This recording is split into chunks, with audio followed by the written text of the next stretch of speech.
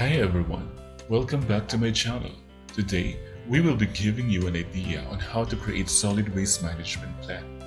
This document is usually needed if you're applying for environmental compliance certificate, hazardous waste registration certificate, permit to transport, and so on and so forth, whichever is applicable.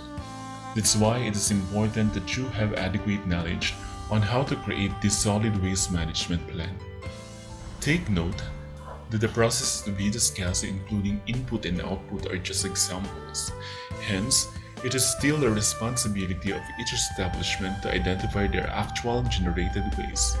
The mere purpose of the examples given in this topic is to provide better understanding among the audience pertaining to waste management plan. The first step is you should know your process. It is very important that you know the process, starting from acquisition of materials until delivery of products and services. It is also important to identify non-routine process, such as building renovation. This is regardless whether the process is being conducted by contractors, such as canteen or renovation team, as long as it is being done inside a company premise. In this video, we are using repair and maintenance as an example. We divided it as main process such as actual conduct of vehicle servicing and support process such as building maintenance or renovation, HR activities, etc. The second step is to identify the process's input and output.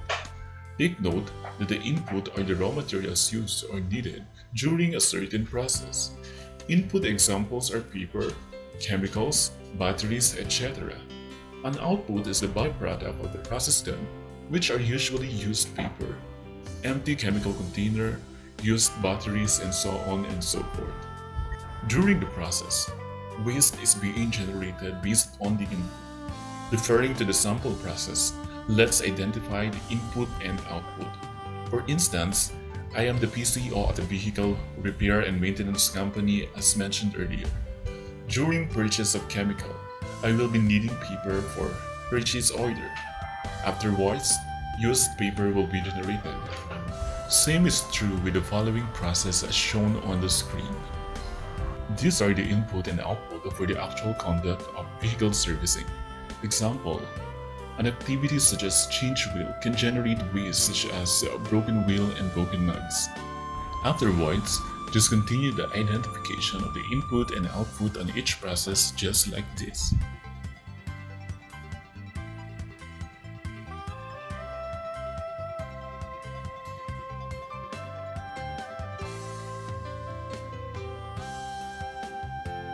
Those are the examples I'm trying to emphasize, and I hope you are already getting the idea or the main point. Next and the third process is, based on the output, identify the generated waste including classification.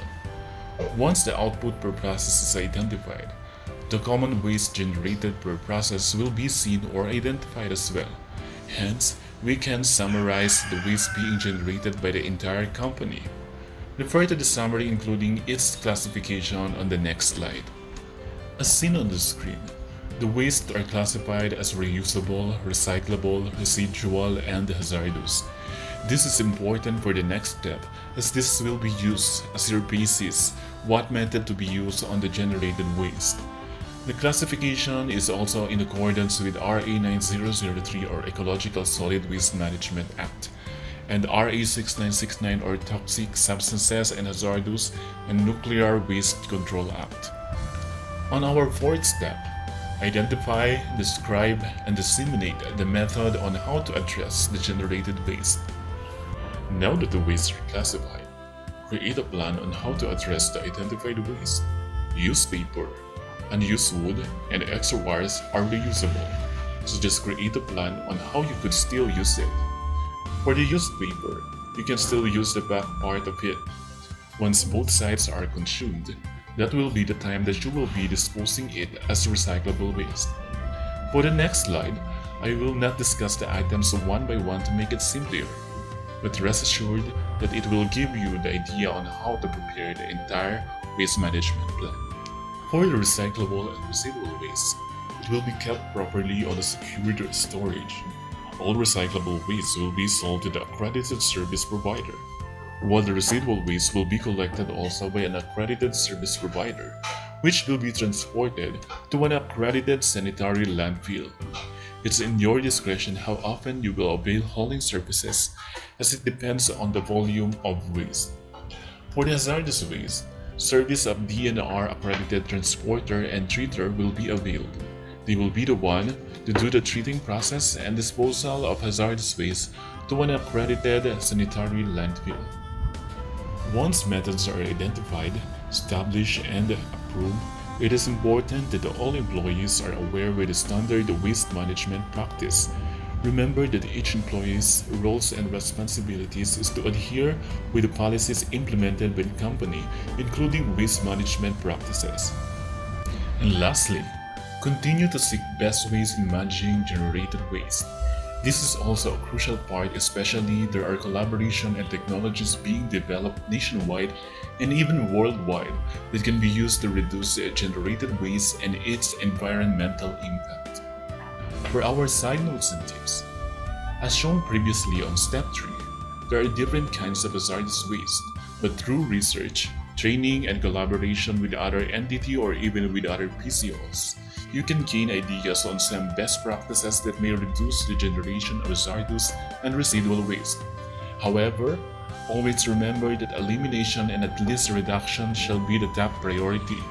For instance, instead of printing hard copies of reports, the establishment may switch to electronic transactions. Another reminder is make reading as a habit so that you will be kept updated with the latest technology, practices, innovations, and initiatives that may help lessen generated waste.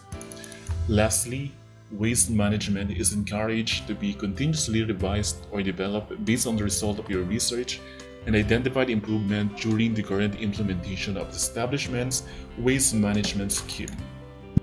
And that's it. That's how simple to create a comprehensive and valuable waste management plan. As part of appreciation to your extensive support to my channel, I have prepared a templated copy of waste management plan that you may use for your establishment. If you wish to request for a copy of the template, just do the following steps. Number 1, invite at least 5 subscribers to our YouTube channel.